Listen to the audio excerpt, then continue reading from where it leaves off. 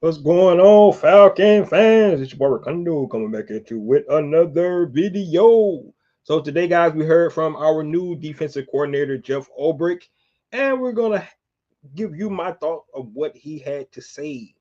And does that make any of you Falcon fans feel better going into this 2025 season based off what the coach had to say today? So, guys, with that being said, if you have not already, go ahead and please subscribe to this channel. Please hit the notification bell so you know I drop another video. Please hit the like button so I know you guys are here to talk about. And please share my video up out the YouTube universe so more people can come in here and talk about. That's right, these Atlanta Falcons. So, guys, I'm gonna give you 5 good points of what I felt like I took from his conversation today. He also talked with Tori McElhaney as well.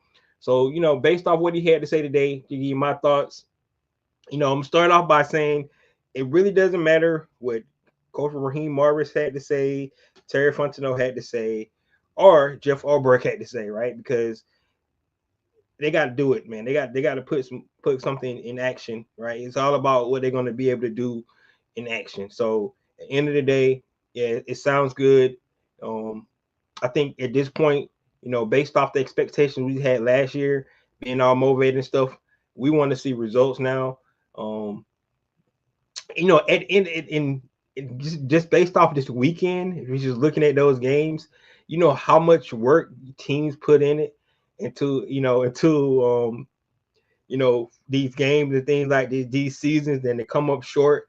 At the end of the year, it's only going to be one team, right? But for the Atlanta Falcons, our fan base, last time we was in the playoff was 2017. So we just want to see something like that, right? We still would be disappointed if we were to get put out and things like that, but we want to see the progression, right? After 3 7 and 9 seasons, then going 8 and 9, it just feel like it's still the same crap. So we want to see results. So no matter what Jeff Ulbrich had to say today, at the end of the day, we want to see the results and we want to see him be able to do something to the defense you know, that we can actually a tangible thing. Like you just say words and things like that get y'all motivated, but at the end of the day, that's not what we want to hear. So let's talk about what he had to say. And like I said, you can take some positive things what he had to say. Well, the first big elephant in the room is he was the interim defensive coordinator along with Raheem Morris, who was interim coach in 2020 once Dan Quinn got fired, right? Um, so the question was, and I'm glad the media asked this question. The question was, what is different from the 2020 season and now, right? You got him and Raheem Morris, the same old game back. He's the head coach, used the defense coordinator, even though it was an interim position. What's different, right? And I guess you can ask ourselves that same question, right? So you look at yourself in 2020, you look at yourself going into 2025, what is different, right? So, and to his point, it was good for them both to go their separate ways, right? Raheem Morris went to the Los Angeles Rams, and he was able to. Now Raheem Morris, it's so interesting because Raheem Morris went as a defensive coordinator, and he was taking over a really good defense with the Los Angeles Rams, if you guys can recall that, right? Of course, they had the Hall of Famer Aaron Donald on the team. They had Jalen Ramsey. They had some really, really good players. Von Miller was there. They had some really, really good players, on that defense when Raheem Morris got there. So he was going into a good situation, um, where he left the Atlanta Falcons where didn't have all those Hall of Fame type guys on the team. Then he go to Los Angeles Rams, and pretty sure they're like, well, you got this defense, you got to keep it like that, right? Um, so he went into a better situation than what Jeff Ulbrich went when Jeff Ulbrich left the Atlanta Falcons. But Raheem Morris was able to take that. He was able to get up under a different head coach. Learn a different culture than what he had with the years with Dan Quinn, and he was able to actually be really successful during his tenure with the Los Angeles Rams, right? Of course, they went to the Super Bowl. They won the Super Bowl, gone up against that really, really good Bengals offense, and then let's go back to the following year after that Super Bowl year where he was actually able to take a younger group. Aaron Donald retired. You take a younger group of guys that wasn't even picked high in the draft, because remember, the Rams did not have draft picks, and he was able to get those guys to play really well, and they was able to get to the playoffs again, right? They eventually lost to the Detroit Lions in the divisional rounds, but just to show he was able to take a good defense and keep that defense really good to be able to get to the Super Bowl and win a Super Bowl. But then he was able to take a defense that was up and coming with younger guys and get those guys back to the playoffs, right? So you have to tip your hat off to Raheem Morris. He didn't play the same kind of defense that he played in Atlanta. Of course, like I said, you had different players. So, Raheem Morris grew himself, from 2020 to when he came back in 2024. And you can see that, right? You can see, the first thing he did initially from his first time extended as a head coach, he wanted to be the CEO, right? He did not want to come in. He didn't want to call plays. He wanted to oversee the whole team. He felt like, that maybe hurt him the first time when he was a head coach. He wanted to be the overseer of everything and let his coordinators manage, right? Well, maybe that got him in trouble this year, because he did have two brand new coordinators that were their first time calling plays, and maybe he should have been a little bit more hands-on with the defense. And it seems like later on in the season after the bye, he did get more hands-on, but at the end of the day, it was probably too late. So, still learning, but you can see the growth that Raheem Morris had. Right now, let's go to Jeff Ulbrich. Jeff Ulbrich went to the New York Jets. And what's going on, Wallace? And so Jeff Ulbrich went to the New York Jets. He mentioned that the first year, Robert Saleh was kind of had hands on the defense, right? Really had hands on in that defense. But after that, the next seasons he was there, he gave him the keys, right? And if you look at those seasons where Jeff Ulbrich had the keys to the car, the defense was really good. It was really good, right? They was top 5 in pretty much most of the categories, if you want from a decent defensive statistical standpoint. So you like to see what Jeff Ulbrich, was able to bring for the table. So, Jeff Ulbrich went from a cover 3, defense, trying to bring over that Seattle Legion of Boom type defense that Dan Quinn had implemented, that he ran so well. And we got to remember that defense, that Legion of Boom, is one of the most legendary defenses in NFL history. You rank the Legion of Boom up there with that Ravens defense, or the 85 Bears and things like that. That's how good that Legion of Boom defense was. It was just really good. So, trying to bring that defense over to the Atlanta Falcons, it just did not work out, right? One thing he mentioned, and I still remember this day, and I really want you fans out there to think about this. It was one game, and I can't remember the year, and I know you guys probably remember, but it was Dan Quinn era. We was playing the Houston Texans, and Deshaun Watson was the quarterback at the time. And he lit us up, man, for like 40-something points, like 40 points. And he said, quote, "We already knew what they was going to run, so he knew where to go with the ball." Right? So today, Jeff Ulbrich, he mentioned that. He actually mentioned, you have to change it up, right? You can't stay in the same defense. Yeah, this is, and that's kind of Dan Quinn. That was his thing. Make it simple for the players. This is what we do. You got to learn your keys. If you in this spot, you won't get beat. If you do this, you do that. But the offenses have advanced, man. These offensive coordinators, they go against the rules. They go against they draw up a play to directly beat your simplistic defenses that you put out there on the field.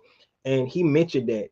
So, going into New York and seeing it, another different scheme that Robert Saleh was implementing, right? And taking some of the philosophies that he did learn from Dan Quinn and then putting it in together, it makes him a better coach. That's what it sounds like, in my opinion, that he took from it.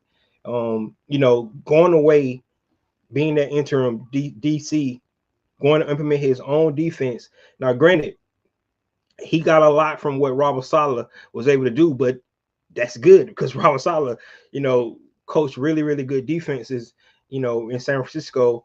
And then we saw with the Jets defense. So if that's Robert Saleh's scheme, you know, you kind of like to see what you know what you heard from what Jeff Ulbrich was talking about. So both of these guys go away. They decide to come back.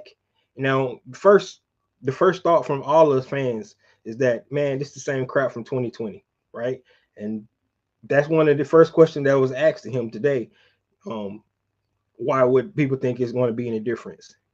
And I thought he spoke well about it. I thought he laid it out that it's not going to be the same. It's not. Now, we already know from personnel standpoint it won't be the same because only two players from that defense in 2020 is still on his team, and that's Grady Jarrett and AJ Terrell. So personnel wise, it's going to be completely different anyway. So if you wanted to go back to running that scheme, it would be very, very difficult. I think that scheme is kind of outdated. Even Dan Quinn himself have changed up from what he was doing back and you know during that time in 2020. So you know it's different. So that's the first point I'm gonna say. I think it will be different this time from 2020 and you know going into 2025 for one reason and one reason only because both of these guys have grown. They have grown so much. Raheem Morris, you know, from his first stint to be a head coach, you know, he had to wait 17 years to get back up under, you know, back up under that title, right? So for him, I think he's grown a lot. He has had success as well. You know, coming back, growing pains and things like that.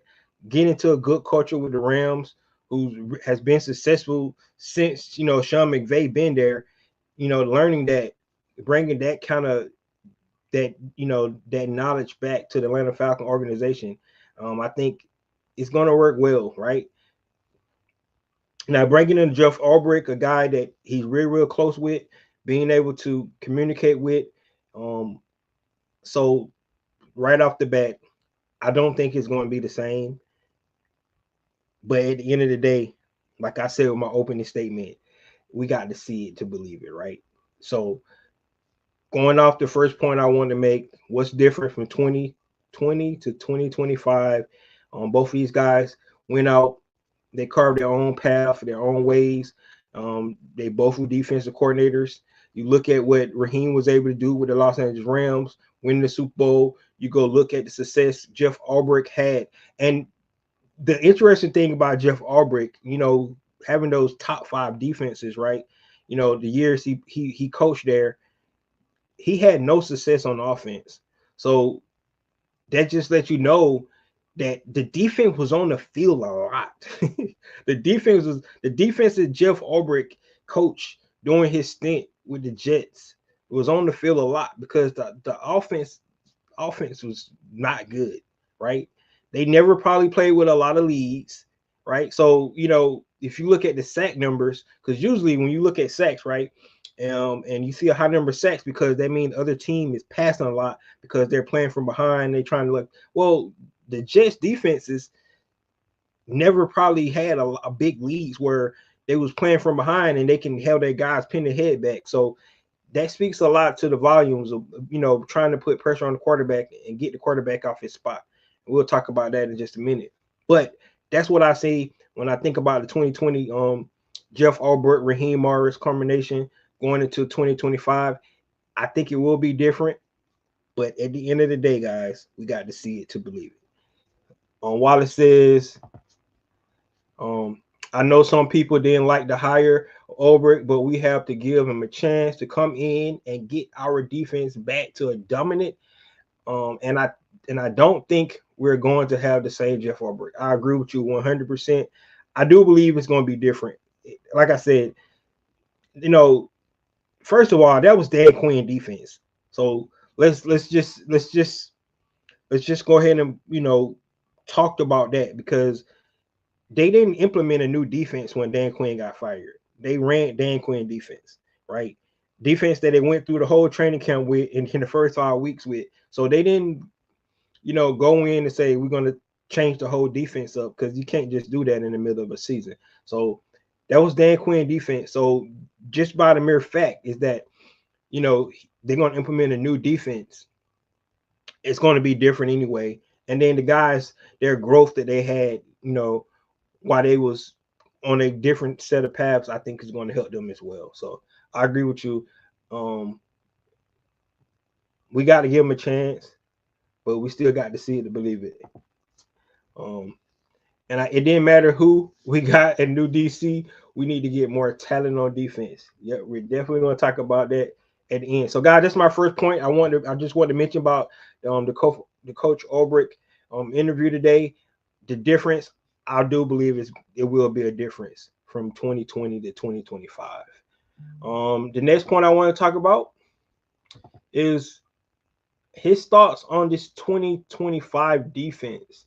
And I thought it was really interesting what he had to say about that. The first thing that he said, and the question I always asks, right? If we're going in 3-4 or 4-3.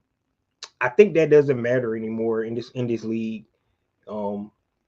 because you have to be multiple. Just by the mere fact, a lot of times defense is going to be in nickel, right? Because they have a lot of receivers out there. I mean, we seen yesterday a couple of times, teams with 5 wide, right? They had no backs in the backfield. They had 5 wide, right? That means you're going to have a lot of defensive backs on the field already, right? So you're going to have to be multiple with your defenses, because at this point in time, instead of the defense dictating what offense does, it's kind of the other way. The offense kind of dictate what the defense going to do, right? Because if they go, like I said, if they go, 3 wide, you're going to put a nickel out there, right? So you're going to line your box, right? Offenses still run out of that nowadays, right? So you got to be able to adapt and overcome, right? Back in the day, if you went 11 personnel, a lot of times it was a pass. Looking at guys like Sean McVay, looking at guys like our offense here, going 11 personnel, we run out that personnel now, right? Because you put a tight end like a Charlie Warner out there that's a blocker, in 11 personnel, Bijan eat you up. So going to 4-3-3-4, I don't think that matters anymore. I think it is important to know, your breakdown of your roster though, right? I thought Atlanta Falcons kind of did a disservice themselves. Jimmy Lake came out, said it was going to be a base 3-4, but they killed 8 defensive linemen, which and when I think about that, if you keep 8 defensive linemen, you got more big bodies than you have, outside linebackers to run that 3-4. So, I know they wasn't in 3-4 all the time. They was multiple as well, but I think roster construction is important when we're talking about, the thoughts on how this defense is going to be schemed up, right? So one thing he said, one thing I like, and what he mentioned was that he's going to go back and look at the Atlanta Falcons 2024 season as a whole, right? The defense as a whole, good things they did, good bad things they did, and then he's going to bring in his defensive philosophies, what he learned when he was with the New York Jets, and then he want to create the 2025 Atlanta defense, right? So it's not taking what he thinks that's going to work for him. It's going to take what he saw from the Atlanta defense and where Raheem, implemented here, and then take what he has, and we're going to mesh that together and create the 2025 defense. In my opinion, I think that is definitely something to look forward to, right? We got to see it. I'm going to keep saying that the whole show. We got to see it, but that is definitely something to look forward to. One thing he mentioned, which I thought this should have been coming, but I guess not. He mentioned that being able to, to adjust in game time when it's time to when the offense do something different on the field, right? You have your game plan through the week, and you go out there and say, "This is our game plan. This is how we're gonna play these guys." But then when they hit you with something that you weren't prepared for, making adjustments on the fly, that's something that I thought all defensive coordinators did, but he made it seem like that's not the case. So he said being able to have a plan. So when they do something unexpected in the game plan, we able to go out and make changes to that. That's what was really I was excited by that. I won't lie, because I'm like, I thought they all did that. You got to make adjustments, because you don't make adjustments, they're gonna eat you alive, you know. But then when I started thinking about it, you know, the Super Bowl, right? Super Bowl 28-3. Yes, I'm finna bring up some painful memories. 28-3. But Tom Brady just kept throwing to the back the whole game. He just kept throwing to the back. And you want to say, Dan Quinn, are you gonna adjust? He just keep throwing the ball to the running back. Because that's what we was giving him. So you're not gonna make any adjustments to this. You're just gonna keep let him throw the ball to back. I can't remember off back, but I know you guys recall how many receiving yards and how many receptions the running back had in that game. Just go back and look at it. And Dan Quinn never made an adjustment, man. So I started thinking, I'm like, maybe teams don't adjust. They just say, this is our scheme. We're willing to give this up. But if they killing you with that one thing, why not make adjustment to them and make them beat you with something else, right? So that's what I'm thinking. That's what I believe. What I liked about what he was saying about the 2025 defense. First of all, it's going to be what we did last year, mix what he want to do, what he brought from the Jets, and make it a 2025 Atlanta defense. So it won't be what the Jets defense was. It won't be what the Atlanta Falcons defense was this year. It'll be a mix of both, and I think that's going to be good for us, 100%. And I like the fact that he's going to make adjustments. That's going to serve us well. But guess what? We got to see it first, right? We got to see it. We got to see it. While it says, I watched Ulbrich interview and how he said that you have to be multiple on defense, tailoring to what the offense is running, and be able to adjust. Exactly. That's just what I just said. Yeah, Brady was just killing and throwing the running back all the second half, and Quinn, no adjustments. You're right. He made none whatsoever. I'm like, dude, they keep throwing the ball to the running back. Like, I don't know, man.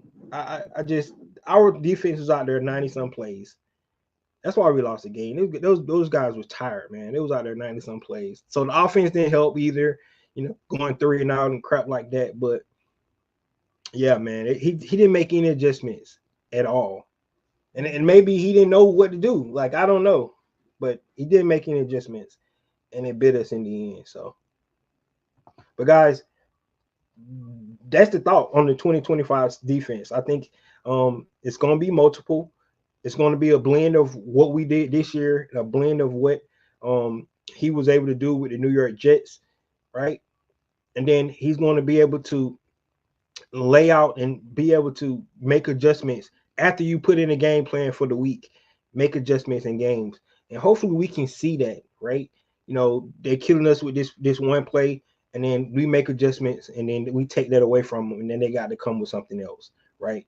So it's some brilliant offensive minded coaches out there. You look at what Andy Reid was able to do this weekend. Even Joe Brady called some great plays as well. Of course, we saw what Cliff Kingsbury was able to do all year long with Jaden Daniels. Kellen Moore, he did really good. And so, just looking at the 4 games this weekend, looking at the offensive coaches and how they called the game, I didn't think any of those called the bad offensive games. I think what really killed most of the teams in this playoff so far have been mistakes, turnovers, not capitalizing in those those moments that you need to make plays in. And so that's what I think. I don't think it was scheme at all. I just think that a lot of times guys they make too many mistakes, and that's what caused them guys to lose. So that's what I thought. All right, so let's go to the next point. I kind of talked about this a little bit, And that's the roster construction. And really, that's what it's going to boil down to. It's about the guys on the field, right? We can talk about the scheme and talk about the multiplicity, how multiple is going to be, and 3-4-4-3, all that stuff. But it's all about the roster construction. And one question was asked, about from question was asked from him about will he have input into the roster, right? We talked about we know some elephants in the room dealing with the salary cap, David Amanyata, Grady Jarrett, right? What the Atlanta Falcons going to decide to do with those guys?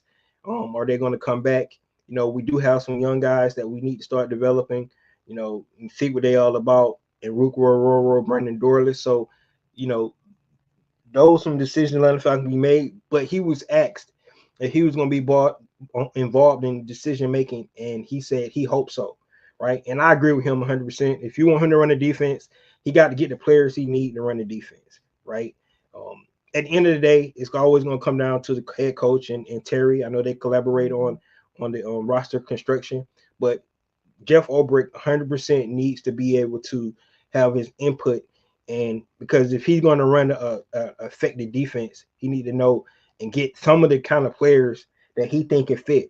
He know players that's in free agency that was with the New York Jets that might want to come and play for the Atlanta Falcons. So he definitely needs to provide input into that. And we've seen, with this Raheem Morris, Terry Fontenot team here so far, they've been having great collaboration, working hand in hand with each other. So, getting Jeff Ulbrich involved in that, I think it will be really, really good. And that roster got to be where it starts, right? My last talk, I talked about, Terry Fontenot. It's his time. He got to do what he need to do, but he need to get with the coaches as well and collaborate and get them guys what they need, right? You got to get the ingredients to make a good gumbo, right? You got to get everything you need. If you don't do that, it's not gonna taste good. It's not gonna come out good for you. So that's what we need. So roster construction is going to be going to be good. And just like he said, he definitely need to be involved in that. And I agree with him 100%. Water says, now it's about getting the better players to fit the scheme and what can do to be successful to play fast on the field. 100%. One thing he also said when you think about the players is that you want to put a multiple defense out there, right? But at the same time, you don't want them thinking so much. You hear that all the time from a lot of defensive coaches, right? You want them to play fast. You don't want them to have to think and things like that. But if you go look at guys, and look at some guys' history, like a Ray Lewis, right? He talked about the film study, right? And I think Emmanuel Acho had a good video out there today when he talked about the Chiefs, right? And they ran a play that they had ran in another game against the Houston Texans, right? And it was the same lineup and the same motion, and they got the same results. And then it make you wonder if the defensive coach or the defensive players ain't watching film, because like I know if I was a defensive minded guy and I'm looking at defense, I'm gonna sit there and I'm gonna look at all the successful plays that they made and look at down the distance and situational football, and I'm like, in this situation, they went for it. This the play they ran, and it was successful. And it was the same scenario. It was a third down. You get the first down, you win the game, and the game is over. The same scenario. That pass to Piron was the same play. And I mean, and to me, that's film study. That's film study. So sometimes, the scheme is the scheme, right? But sometimes it's recognition. So you smart because I already seen this play. I know what they're gonna do. I'm gonna be ready for it. And then you can bust up the play because you've seen it on the film. You know what they're gonna do, right? Now, it's some instances you got some coaches that do plays you ain't never seen before. That happens. But when it's a play in that instance, the same scenario, same situation, and they run the same play, that tells me the defensive coordinator and the defensive players ain't doing enough film study, because they should not be able to make that play, because they just ran that play in the same scenario on third down when you need a first down, they win the game. The same play, and to me it's like, wow. So like that's film study, and that's what make greats, the greats, right? Because they study that hard, and they know. That's why Peyton Manning was so good, because he knew where everybody was supposed to be. This is a defense they're gonna run. I know where they're gonna supposed to be. So my guy's gonna be here. And every now and then he got bit because the defense won where they're supposed to be, right? And that's how he got. But 9 times out of 10, he knew where you were supposed to be. That's the way it is. Some defensive players are like that. They always in the right spots, right? You look at guys like, I look at guys like a Luke Kuechly, man. Luke Kuechly seemed like, the great linebacker from the Carolina Panthers. He was always in the right spot, man. Um, guys like Warren Sapp, always in the backfield. Derrick Brooks, those guys from Tampa, those days. Then you have guys just dumbing it, right? You got guys like Reggie White, who just, he have to be in the right spot because he was just going to wreck the game anyway, right? Him and Aaron Donald, those kind of guys. But some guys, they know how to dissect plays because they've seen it already, and they can recall, and they can get everybody else. Hey, he going there because I seen it on film. Wallace says, I think we will have Ulbrich on the players, and he needs to fit to his scheme. Yes, 100%, 100%, 100%. So, guys, I mean, that's really roster construction is going to be the key. 100% is going to be the key, and I know that the Atlanta Falcons understands that, but we don't want to hear it no more. I like to see that the whole organization, from the general manager to the coaches, are all on the same page, because they had the same speech. We don't really need to be talking. We need to show our actions, and that's good. I'm glad that all those guys are really saying that, because at this point in time, you could matter of fact, at the end of the day, you can go get all the players on the, but you got to show it. You can say you have the most talented team on paper, but if you don't go out and perform, it don't even matter. So that's where we at as a fan base right now. We tired of hearing about it. We tired of talking about the team and the expectations and things like that. We want to see action. That just really boils down to.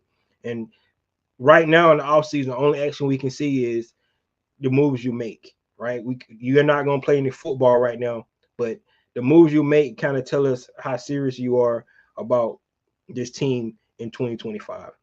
And that's what it really boils down to. Eddie has came to the chat. Eddie says, Ricondo, I stated numerous of times, Ulbrich will be all right being guided by Raheem, even though they worked together previously. He will be learning different defensive system. Sure, that's nothing new. Like if you came in earlier, I said that. Nothing that happened back in the day is going to be the same. First of all, like I said, that was Dan Quinn's scheme. They learned that they had in 2020. Jeff Ulbrich went his way and learned under Robert Saleh. Raheem Morris went in and he did his thing in that Los Angeles. Now those two guys gonna come together and they're gonna mesh, and they're gonna make a defense in Atlanta. So that's where the really boiled down to. So I'm not really thinking about no system and no scheme. I'm thinking about the players and being them the guys to be able to do their thing now. So that's what I want to see. That's what I want to see. So guys, roster construction is going to be the number one key. Let's talk about something that was asked, and this right here is pretty much goes without saying. Pass rush. We talked about pass rush so many times with the Atlanta Falcons, probably since John Abraham, right? We had one good season with Vic Beasley, had 16 and a half sacks one season. Since Vic Beasley's season, we have not had a guy that had double-digit sacks. So that's how long it been since Big Beasley. And I think that was 2015, 16 season. Um, that's how. So it's been a long time since we had a double digit sack guy. But let's get away from the sacks, right? When I think about quarterback pressures, you mentioned this too, because you can have all the sacks in the world, um, but you got to be able to get the quarterback off his spot. You know, I think the Kansas City Chiefs had what, maybe two sacks yesterday, right? But what was the biggest play in the game? That blitz that Steve Spagnuolo called, that corner blitz that he called, and he got Josh Allen off the spot, right? He got him off the spot, and he threw off his back foot, and he still almost made the play. Almost got made still because Josh Allen is a great quarterback, but he got Josh Allen off his spot, and that's how you win. Like, he didn't get a sack, they didn't get him on the ground and things like that, but they was able to get the quarterback off his spot. If Josh Allen is able to stand in the pocket and deliver a good pass like he did most of the game, right? Because he was balling, man. Josh Allen was balling. You know, no slight against him. He just going up against Pat Mahomes, man. Pat Mahomes get the ball last, you might be in trouble. But Josh Allen was balling. But when it was time for the situational football, they got him off his spot, and he had to make a heroic throw, and it came up short, right? And that's what you're talking about with pass rush. Yes, you want to see the gaudy sack numbers and things like that, but what you really want to see is you want to see the quarterback start thinking about the pass rush, right? You want every quarterback that Atlanta Falcons played to be like Sam Darnold when he said he was seeing ghosts, right? How Eli Manning started was towards the end of his career, when they started looking down at the pass rush, because those guys are coming, coming. You know what I'm saying? So that's what you want to see when you think about pass rush. Getting a guy off their spot is what pass rush is all about, right? Think about it. Most quarterbacks are throwing time. Most quarterbacks throw on time. Now you got quarterbacks do off schedule throws all the time. Those are the great quarterbacks. Guys like Lamar Jackson, Patrick Mahomes, things like that. Sometimes you're not going to be able to control that anyway, because if they throwing off schedule, they just good quarterbacks. But most quarterbacks throw on time, right? So 5-step drop, 3-step drops, right? Things like that. Sometimes 7-step drop, right? And they're throwing on time. So when they plant that back foot, 1, 2, the ball's supposed to be gone. If they plant the back foot, but then they have to reset, you got them off schedule. You got them off their spot. That's what the pass rush is all about. So sacks are great. I like sacks, but you look at the Los Angeles Rams and what they was able to do and dominate in the game that they won against the Vikings. Go back and look at that game and how they got Sam Darnold off his spot. I think he started seeing ghosts again. It was so methodical. That pass rush, they dominated that game. They really did. And because they was getting after him the whole game. That's what I'm talking about. That's what you want to see. You want to be able to get these guys, you know, off their spots and be able to rate the game. And that's what they was able to do. That's what they was able to do. So pass rush is something that's going to be huge. Jeff Ulbrich mentioned it, right? Right now, I don't think we got the pieces. Right? We got Armor Ebiketie, had 6 sacks this year, led the team in sacks. But we got to get some horses out there, man. We got to get some guys that going to go get out the quarterback. So we got to get the pieces. Go back to the last topic I talked about when we talk about roster construction. But in the end, that's what the Atlanta Falcons need to do. They need to get dogs that are going to get out their quarterback. You know, maybe we go young. Like I said, the Atlanta Falcons do got a decision to make with two of our older players, and Grady and David. But look at what the Rams was able to do. They got a young, talented defensive line, and those guys are all some hunters, man. They some hunters. So that's the kind of defense we want to form. All right, you go back to those Jets defense. A lot of the pressure that was done with the Jets defense with their front four, right? Yeah. Now, if you can get a good talented front four and being over that, go back to we talk about that Legion of Boom, right? That's why they were so good, right? Because that's why Dan Quinn loved it, because he didn't have to create pressure because his front four was so dominant getting up field with guys like Michael Bennett, and Chris Everill. Those guys and those guys was able to get up the field and they was able to wreak havoc, right? With the front four, right? And then he had his linebackers, Cam Chancellor, Earl Thomas, those guys coming up, making plays. The Legion of Boom just solid. But you got to have the right players to be able to run things like that, right? But then you could do like what Steve Spagnuolo did. You create pressures, simulated pressures. That was a corner blitz, that he sent with McDuffie coming off to get Josh Allen out of the spot, right? It's in safety. Sometimes you have to create it different ways to be exotic, but pass rush is probably the number one thing the Atlanta Falcons need to think about on their defense this year is their pass rush. Because if they was able to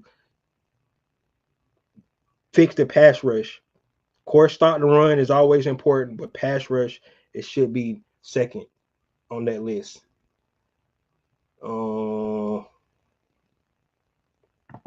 Eddie said, Cole will come over from America's team as an OC, will come to you like that. I don't care about him. He our tight end coach. We ain't losing nothing. He our tight end coach. So, congratulations. You had to go. You had to steal Atlanta. You had to steal Atlanta coach. Your head coach gonna kill y'all anyway, so it don't matter. It was part of the corner blitz by KC. That right time, tight end drop catch. Yes, exactly. That was perfect call. It was a perfect call, man. But the crazy part about it was they had scored. They had got a first down on that play early in the game, right? To the because it was an orbit route. The receiver, he came in behind Josh and he was going back. The problem is Josh got pushed to the right and he couldn't go back left to throw the ball. If he was able to get the ball back left, that guy would have had a lot of room to run. But like I said, they got him off his spot, man, and it threw off the whole play. And he had no choice but to throw it up in the air. So that's what happens.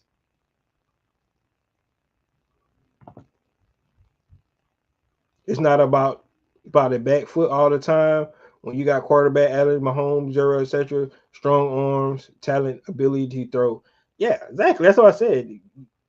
Those guys, Mahomes, Burrow, Josh Allen, Lamar Jackson, guys like that, man, they'll embarrass you. You can call it great play, and they'll still make a play. So sometimes ain't nothing you can do. Sometimes the guy just better. And that's what happens. I mean, go back to the week before, Patrick Mahomes is falling to the ground and he throw a dime to Travis Kelce in the end zone. That's what happens, man. There's just some of those guys are just great. They're just great. All right. All right, guys. The last thing we're gonna talk about today, we talk about Jeff Ulbrich is one thing he mentioned, the collaboration with his defensive coaches. He had a revelation which was interesting.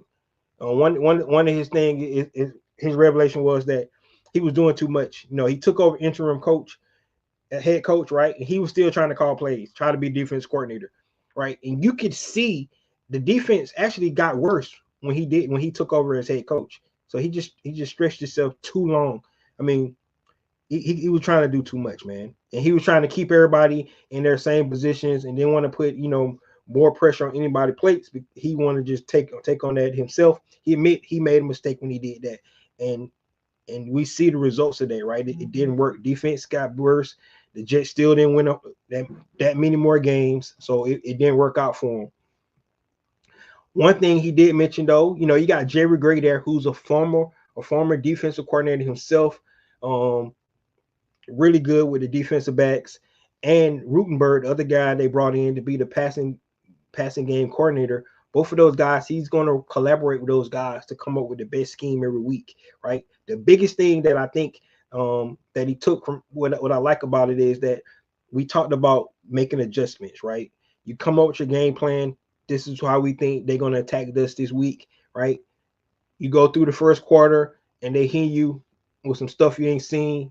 adjustments. We want to see in-game adjustments. We want to see in-game adjustments. We do that, I think gonna be great. But the fact that he's already come in, you learn from your lessons, being able to collaborate, being able to trust your staff that you got to be able to come in and create the best defense. Of course, he's still going to rely on Raheem Morris, because at the end of the day, he the coach, he the head coach. But at the same time, I think collaboration with his defensive staff is going to be huge. I'm saying he got some guys that he don't even know right now. It's not like he brought in his own staff, right? He kind of took over the head coaching job, but in the end of the day, he only brought in 2 coaches with him, right? The defensive line coach and the passing game coordinator. So everybody else was there prior. So, he got to get acclimated to those guys, get those guys' thoughts, and they need to build a defense that's going to work for the Atlanta Falcons, right? One thing he mentioned was tough conversations, be able to tell the truth, right? And one thing when it comes to coaching, and I think most coaches know this, seasoned coaches anyway, is that you don't supposed to agree on everything, right? If you're agreeing on everything, you're probably not going to be a good success, right? Because it's just like you having a whole bunch of yes men. Everybody's like, yeah, okay, we'll do that. Yeah, but if you don't agree with that, you need to speak up, speak your mind, tell the truth, be honest, and you're going to get the best product on the field. That's just where I think, and that's how this defense should go. So all in all, guys, what I took from the interview today is I like what I heard. I'm not going to sit here and try to act like I did not like what we heard from Jeff Ulbrich today. I want to say I got kind of a little bit excited, but I'm to the point now I don't want to be that way because I was so excited last year. I just thought this team had what it takes. But we far away, we more far away than we thought. And let's just be honest about it. Our roster is not as good as it should be. But they can fix that this year. They can make the moves they need to make. They got 23 free agents. Most of those free agents are on the defensive side of the ball. They really need to consider not bringing some of those guys back and retool the defense, see some new faces on the defense this year. I think that would definitely help out a lot. They do have decisions to make at the end of the day, but coaching staff is in place. Now he needs to go and get in the lab. He mentioned he's going to go through the whole entire season of the Atlanta Falcons 2024 defense and then see where they go from there. He needs to learn the coaching staff. He need to, communicate with some of the players and see where they're at and tell what they need to be working on moving forward for 2025. And then he need to start working with Terry Fontenot and his team to help build a roster that we need for this defense going into this season. So, guys, thank you guys for tuning in today. Eddie says Penix going to be the same way with his arm and his strength. He should be. I'm excited to see Michael Penix play next year. But, guys, that's all I have. Thank you guys for tuning in today. Real quick, I definitely want to hear your thoughts on Jeff Ulbrich, what you think about, what he had to say today. If you like me, cool, but we want to see it. That's just I think that's the mindset from everybody across the fan base right now. Some people is going to be pessimistic, which is understandable, but at some point, guys, you gotta give him a chance, right? There's nothing you can do about it. He the coach, and if you're a real fan, you want to see him succeed. That's just the truth, right? When somebody comes to your roster, you be like, oh man, I hate that dude. But then if you're a true fan, because you're a fan of the team, you want to see the team be really good. So, and that's what we want to see. Y'all should have got Gerard Mayo, or y'all didn't get Gerard Mayo. So maybe I would have been better. But there you have it, guys. Thank you guys for tuning in today. Let me know what y'all think about Jeff Ulbrich's press conference today. This is your boy Ricondo coming back at you with another video. Peace.